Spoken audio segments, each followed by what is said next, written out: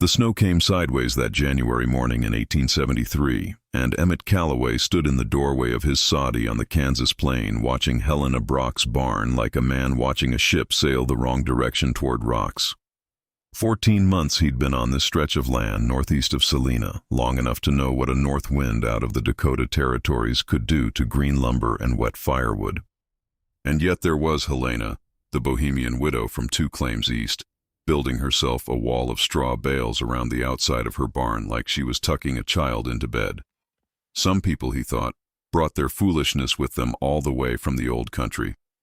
What happened over the next 11 weeks on that windswept stretch of central Kansas changed the way a dozen families thought about winter, about insulation, about the kind of knowledge that doesn't come from books or from the land agent's office in town. Helena Brock had arrived in Saline County, Kansas in the spring of 1871, 2 years before the winter that made her famous in a 3-township radius. She came with her 14-year-old son Tomasz, a cast-iron pot, a German Bohemian Bible with the spine cracked from too many crossings, and enough seed money from the sale of her husband's cobbler shop in Cincinnati to file on 160 acres under the Homestead Act. The neighbors who eventually moved in around her found a woman of medium height, dark-haired going gray at the temples, with the kind of hands that told you she'd been working since before she was old enough to know what work meant. She spoke English well enough, accented with the flat vowels of Moravia. She said what needed saying and left the rest unsaid, which in 1871 on the Kansas plain was considered a reasonable approach to life. Her husband Radovan had died of typhoid in Cincinnati in 1870, and Helena had spent the following year making up her mind about what to do next. A brother in Nebraska told her land was cheap and the sky was bigger than anything she remembered from Brno. She had a memory of her father's farm outside the village of Tishnov in Moravia, where the winters came hard off the Bohemian Moravian highlands, and you either understood heat retention or you understood death. Those 2 facts together were enough. She filed her claim in April of 1871, broke her first 40 acres with a rented team of oxen before the summer heat settled in, and by August had a soddy that would have impressed a seasoned plainsman. Emmett Calloway, who helped her set the roof beams, told his wife Dolores that the widow knew what she was doing even if she didn't talk much while she did it. The barn came in the second summer, 1872. Tomasz was 15 by then, big enough to be useful with a post-hole digger, and together they raised a frame structure 28 feet long and 18 feet wide, using lumber Helena had hauled 31 miles from the rail depot at Helena in 3 wagon loads. It wasn't beautiful. Rough-cut lumber, not entirely true, stone foundation footings in 2 corners where the wood ran short. But it stood plumb, kept the rain off, and by September held her 2 mules, her milk cow Clara, 4 pigs, and a winter's worth of firewood stacked in the north half. Then she started building the straw wall, and the laughing began. It was Emmett Calloway who noticed first, riding past on his way to the Pfeiffer place to borrow a 2-man saw. Young Tomasz was stacking bales of last summer's wheat straw against the north exterior wall of the barn, 2 bales deep, right up to the eave line. Just stacking them there, like a second wall. Emmett watched for a moment, then rode on without saying anything, because he was a polite man. But he told Jacob Pfeiffer about it, and Jacob, who had been a Finnish carpenter in Ohio before the war and knew more about building than nearly anyone in the county, came by the following afternoon to have a look. "You're putting straw against your barn," Jacob said. It wasn't a question exactly. He stood with his thumbs in his belt, looking at the growing wall of bales. He was a solid man in his mid-40s, reddish going bald, with a carpenter's eye for structural things and a carpenter's instinct to distrust anything that wasn't nailed down. Helena was fitting a bale into place, working from a short wooden step stool to reach the upper course. She looked at Jacob the way a woman looks at a man who has stated the obvious. "I am putting straw against my barn," she agreed. "Your firewood is in that barn. Also my mules. Also Clara." Jacob Pfeiffer stood quiet for a moment, working through the logic. "Straw catches fire," he said finally. "You're building a haystack against a structure that contains an oil lantern and livestock that knock things over." It was a legitimate concern. It was, in fact, the first concern any sensible person would raise, and Jacob was a sensible person.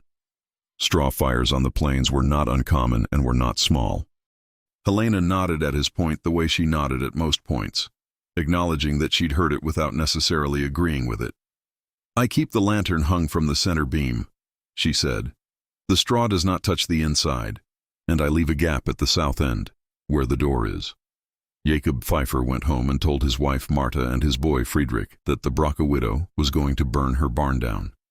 The story traveled by horseback and chance meeting at the creek and the particular frontier telephone of women hanging laundry within shouting distance of each other. By the time it reached Reverend Crane at the small Methodist congregation that met at the Hadley place, it had the quality of settled fact. Helena Brock was doing something strange and probably dangerous with straw and her barn. Reverend Crane was not unkind. He was a man of genuine faith who had come west in 1868 following what he described as a calling and what his congregation suspected was a disagreement with his bishop in Missouri. He was lean, sunburned, with the deep-set eyes of a man who spent too much time looking at horizons. He stopped by Helena's claim on a Tuesday morning in late October, ostensibly to check on the widow's spiritual state as winter approached, really to see the straw wall for himself. By this time it wrapped 3 sides of the barn, north, east, and west, standing about 6 feet high and 2 bale lengths deep, 38 inches of packed wheat straw between the barn siding and the open air. "Mrs. Brock," he said, after the pleasantries were finished and the coffee cup was in his hand on her front step, "I understand you've built yourself quite a structure around the barn." Helena looked at him over her own cup. The prairie wind moved her hair. "You've been talking to Emmett," she said, "and Jacob Pfeiffer, and Agnes Tull, who had it from the Hadley women." He paused. Agnes Tull was the third name in the story, a widow like Helena, but of longer standing, 62 years old, sharp-minded, with the authority that comes from having outlasted 2 husbands and a fever that took 4 neighbors in one August. If Agnes was talking about the straw wall, it had achieved official status in the community's attention. "What does Agnes say?" Helena asked. "She says she doesn't understand it, and that not understanding something is the first sign you ought to pay attention to it." The Reverend smiled slightly. "She also says that straw rots when it gets wet, and a rotting wall against your barn will draw mice and vermin and make the whole situation worse than having no wall at all." Helena set her cup down and looked at the barn for a moment. The straw bales were golden brown against the weathered lumber, and in the thin October sunlight they looked almost warm, which was in a way precisely the point. "In Moravia," she said, "my father's grandfather built his byre the same way. He called it a winter mantle, a winter coat. The straw does not rot if it is dry when you stack it, and if the roof overhang keeps the rain off." She paused. "I left the gap on the south side because that is where the prevailing wind does not come from." Reverend Crane nodded slowly. He was, whatever his faults, a man who listened. But the Kansas plain in 1872 was not Moravia, and ancient family practice did not always translate cleanly across an ocean in 40 years.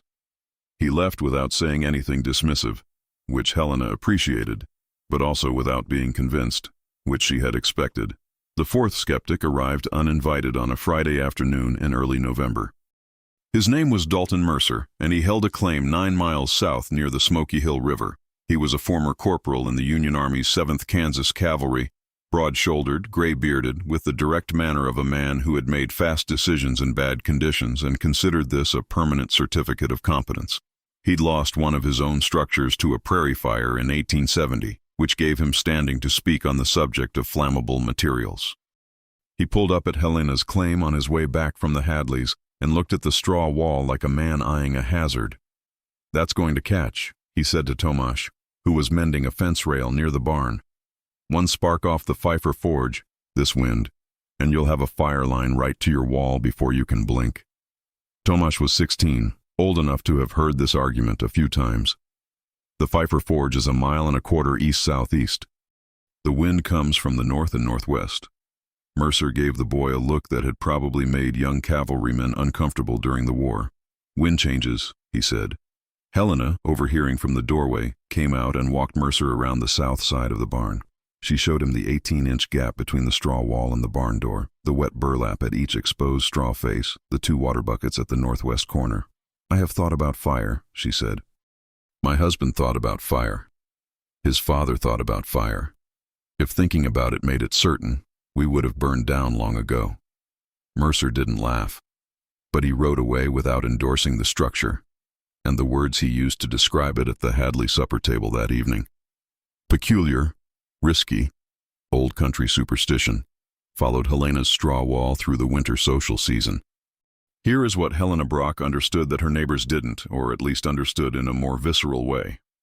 Dry wheat straw, properly stacked and compressed, was one of the best insulators nature produced without asking anything in return.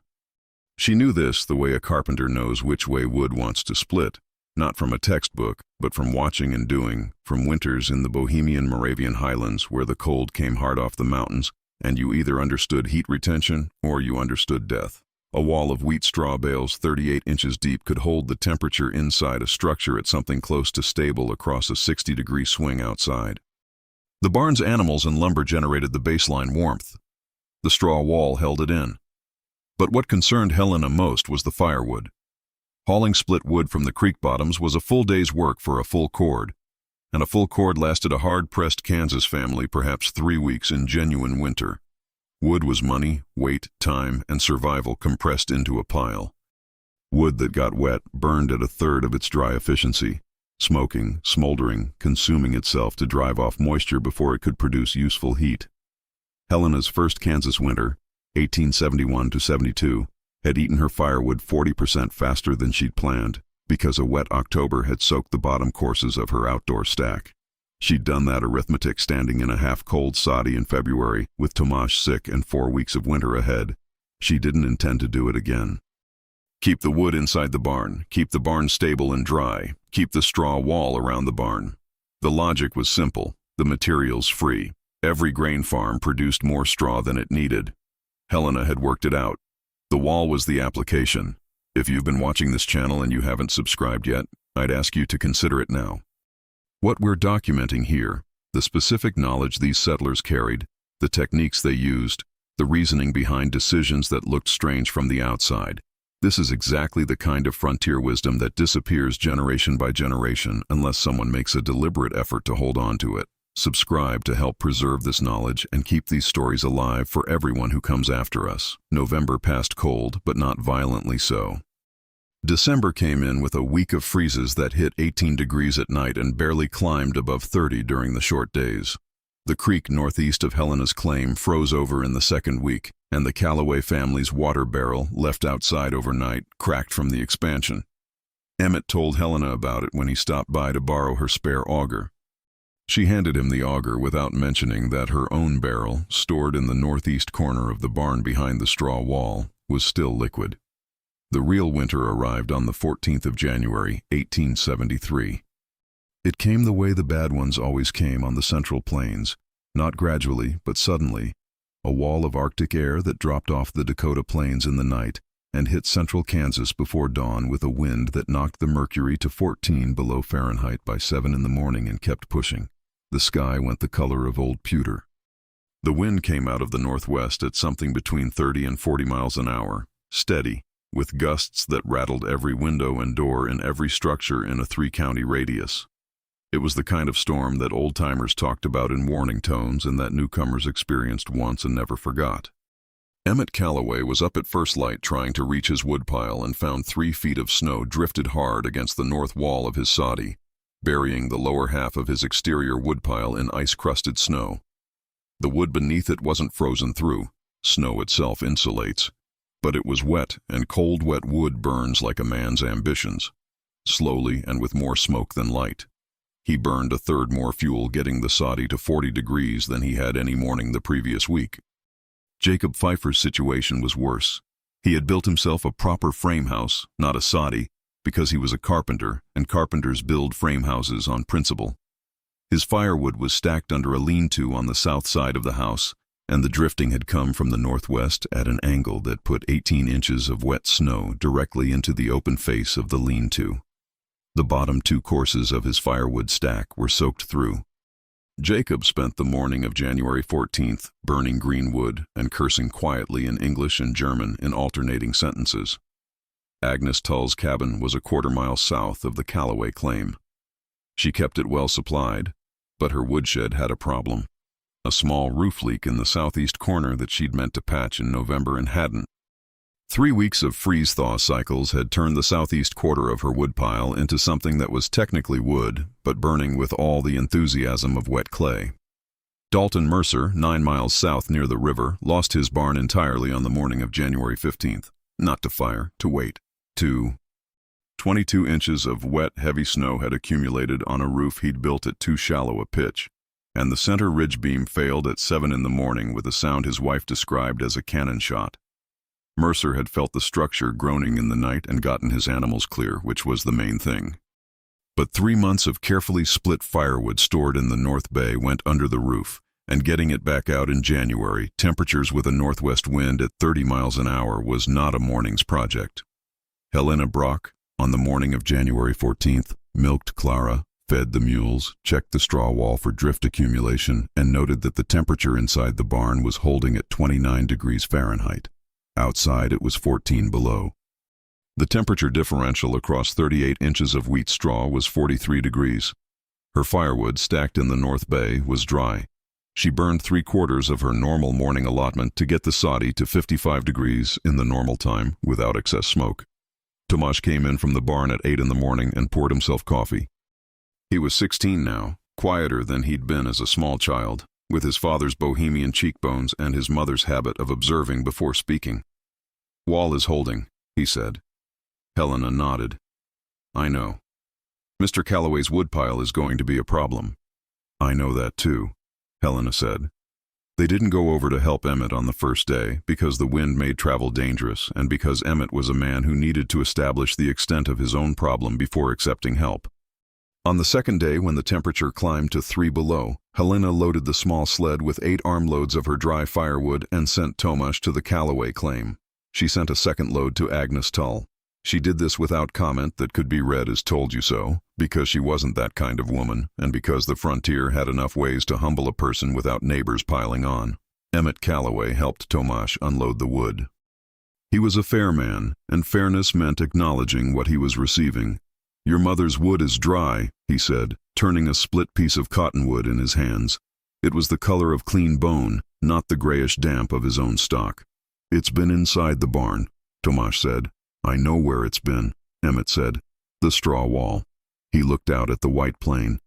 "Tell your mother thank you. And tell her I'd like to come by when the weather breaks and have a proper look at how she built that thing." The storm broke on January 17th. By the 20th, it was a stark, clear, wind-still 22 degrees, the kind of plains winter day that is almost beautiful if you're warm. On that day, Emmett Calloway rode to Helena's barn, Jacob Pfeiffer walked over with his oldest boy, Friedrich, and Agnes Tull came in her wagon wrapped in 3 blankets.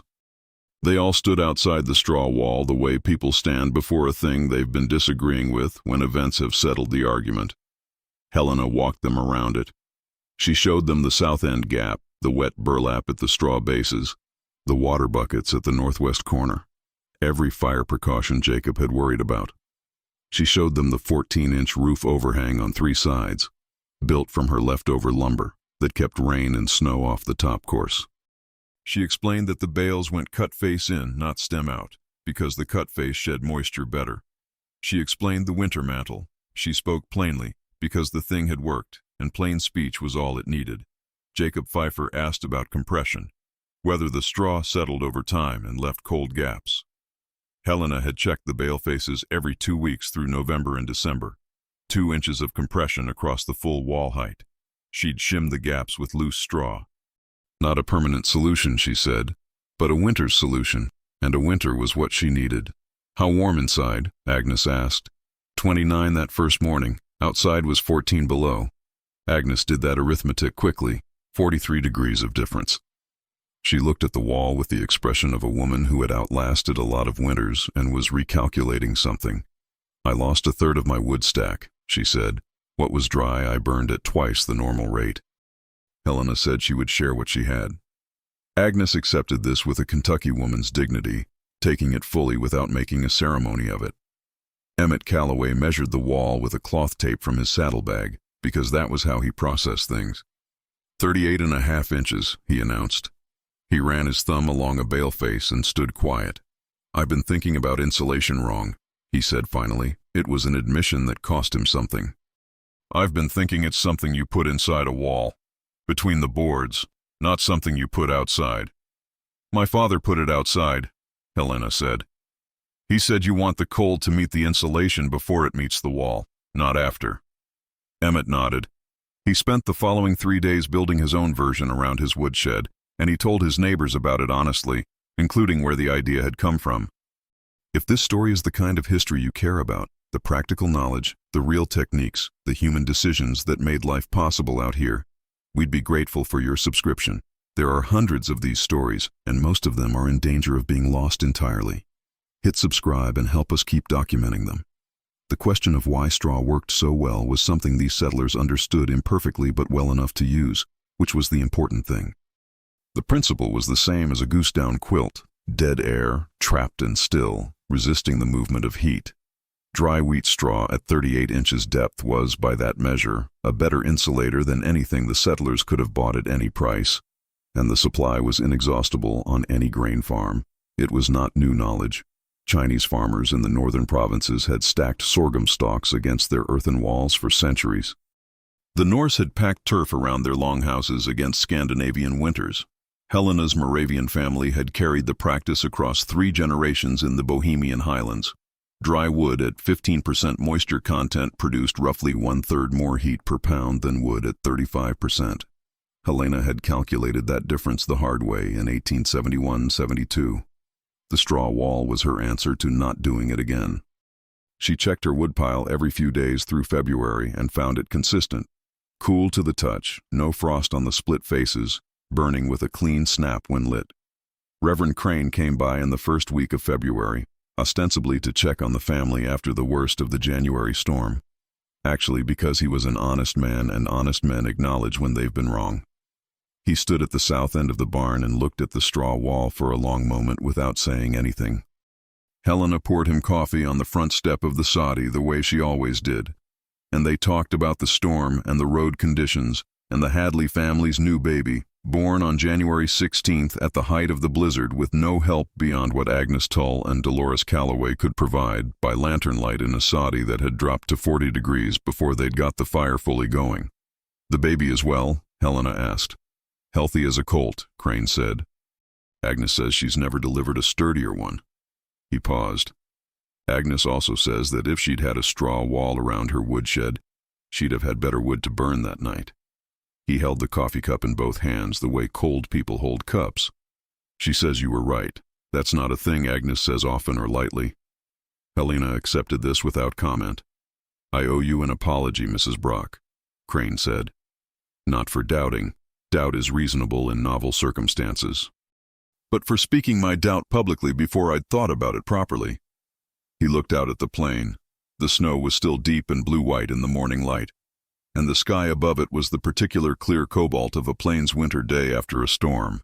"In my experience, people carry useful knowledge from wherever they came from. I should remember to ask about it before I judge it." Helena looked at him steadily. "You were not unkind," she said. "Emmett Calloway measured the wall. Jacob Pfeiffer built his own version. You made an apology. This is how it is supposed to work." The Reverend smiled slowly, and for a moment, he looked younger than he usually did. "What do you call the technique? You mentioned something to me last fall." "Winter mantle," Helena said. "In German. My father's family used the Czech too. Zimny plasht. A winter coat. It is the same word in both languages almost." Crane turned the phrase over. "A winter coat," he said. "Yes. That's exactly what it is. And that is what it was called, informally, in that 3-township area of Saline County for as long as anyone who'd been there that winter was still alive to name it. The winter mantle. A winter coat for a structure that needed to stay warm. Not complex, not expensive, not even original. It was ancient, the way the best survival technologies tend to be. But on a Kansas plain in the 1870s, far from any agricultural journal that might have published it, it was the property of a quiet Bohemian widow who'd carried it across an ocean in her memory and applied it to a new problem in a new land. Dalton Mercer rode up from his place in the second week of February to buy lumber for his collapsed barn, and stopped at Helena's claim because the road ran past it. He stood at the straw wall for a longer time than the others had, because he had more to reckon with. He'd lost the barn. He'd gotten his animals clear. That was the main thing, and he knew it. But 3 months of his own carefully split firewood was buried under the collapsed roof in January temperatures, and getting it out was not a project he'd enjoyed. "How much straw for the wall?" he asked. 47 bales, Helena said. 2 bales deep, 1 bale wide per course, 7 courses high. Mercer did the arithmetic. "I've got enough from the threshing, maybe 40 bales left in the field stack." He was quiet for a moment. "My roof pitch was too shallow," he added. It was not precisely an apology and not precisely an admission. It was a man accounting to himself in front of a witness, which on the frontier was sometimes the best you could do. "Yes," Helena agreed, because there was no useful purpose in pretending otherwise. "I'll build the new roof steeper," Mercer said. "And I'll put a straw wall around 3 sides." "Not the south side," Helena said. "Leave the south for the door and the air. The straw needs to be dry when you stack it, and the roof overhang needs to cover the top course by at least a foot." Mercer looked at her for a moment with an expression that was something between assessment and respect. The particular expression of a man who has spent his life evaluating competence in other people and has just recalibrated his estimate. "Where'd you learn this?" he asked. "My father's grandfather built that way," Helena said. "He learned it from his father." "How far back does it go?" Helena thought about it. "Far enough," she said. "Far enough that nobody remembers when it started, only that it worked. The winter of 1873 broke in early March. Helena spent those last weeks taking stock. Her firewood, entering March, was 11 cords down from 14, 3 of her own and a half cord she'd given away. That was roughly 8% below her original calculation, the difference between wet wood and dry showing up in every morning fire. Her mules were healthy. Clara was in good condition, producing 3.5 quarts of milk daily. The pigs had come through without losses. The straw wall, when she dismantled it in the last week of March, was intact, 3 inches of compression across the full height, every gap she'd shimmed with loose straw still holding. She and Tomasz spread the bales as mulch on the kitchen garden. Not a straw was wasted. This was, in its way, the final argument for the technique. It used a farm surplus, the straw that would otherwise have been burned or left to rot, and when winter was done it went back to the land. The winter mantle spread through Saline County in the way useful frontier knowledge always spread, not through newspapers or meetings, but through the particular persuasion of visible results. The Callaways built their own version that October. Jacob Pfeiffer added a proper shed roof over his. Agnes Tull wrapped 3 sides of her entire cabin and reported a 1/4 reduction in fuel consumption. Dalton Mercer put a straw wall around his rebuilt barn and lost nothing to the winter of 1873-74. Reverend Crane mentioned the technique in a letter to the Salina Daily Union that November, attributing it to Moravian agricultural tradition as demonstrated by a widow of that origin resident in this county. Helena didn't read the newspaper regularly and found out from Agnes Tull, who read it aloud over tea. Helena's reaction was a short silence and a slight nod, which was about as much as she gave to most events that involved other people acknowledging she'd been right. What no letter could convey was what it meant to stand in that barn on January 14th with 14 below outside and 29 degrees inside, with dry wood and healthy animals and the bone-deep certainty of a woman who had thought things through, that her family was going to be all right. The firewood she'd hauled 31 miles from Salina was going to do its job because she'd kept it dry, and she'd kept it dry because she'd thought about the problem correctly. The right way was the old way. Old knowledge is not inferior knowledge. It is tested knowledge, tried against the hardest possible examiner, the actual world in actual conditions, and preserved precisely because it worked. Helena Braca carried that knowledge across an ocean and 700 miles of American continent, and every cord of dry wood she burned that winter was a small proof of something people forget and relearn in every generation, that those who figured things out before us were not less capable than us, and that techniques developed under genuine necessity are worth more than the dismissal we sometimes give them. There's something worth sitting with in that image. The woman stacking bales in the October afternoon, neighbors riding past and shaking their heads, the wall going up course by course in thin prairie sunlight, plain and unglamorous. Not magic, Just old knowledge applied to a new situation by someone who'd had the sense to carry it and the steadiness to use it without caring too much what the neighbors thought. The January wind would make the point she hadn't bothered to argue. Emmett Calloway said it best, in the way that plain-spoken people sometimes stumble into the exact right words. He said it standing in Helena's barn in the last week of March, watching her and Tomasz take down the straw wall bale by bale in the early spring sunshine, the bales golden and intact, the barn lumber behind them still weathered and gray and perfectly sound. "You didn't build anything new," he said. "You just remembered something that was already true." Helena looked at the bale in her hands for a moment, then handed it to Tomasz and looked at Emmett. "That is most of what good building is," she said. She wasn't wrong. She almost never was, about the things that mattered.